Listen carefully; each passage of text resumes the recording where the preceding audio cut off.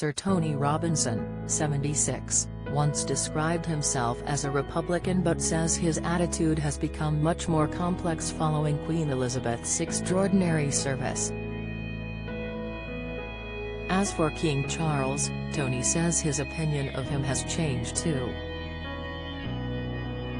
The Blackadder star said, "Charles, clearly is a man of integrity. We've all given him so much stick over the decades.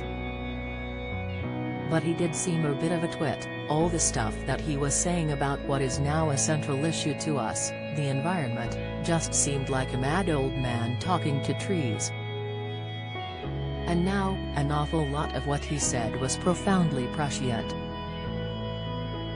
And although I don't necessarily agree with him about modernist architecture, nevertheless, he was continually looking at the world around him," he added to Jane Garvey and Fee Glover on Times Radio's Off-Air podcast. Tony, who was knighted in 2013, also explained how the Queen changed his views on the monarchy.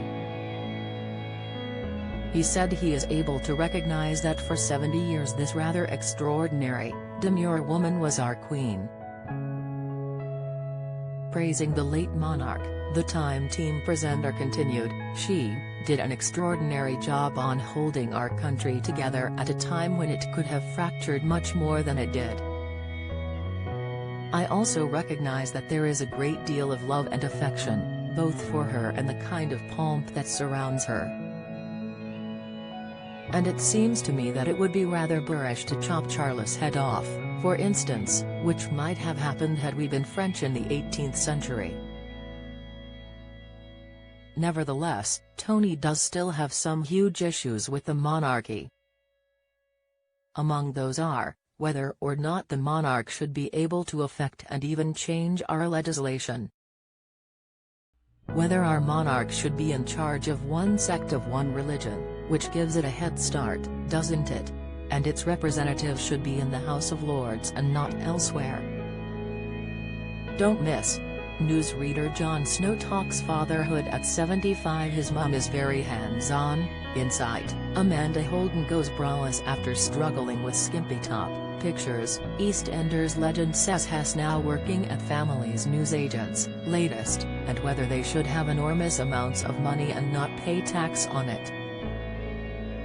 All of those things worry me intensely. You can listen to Tony's full interview on Times Radio's Off-Air podcast here.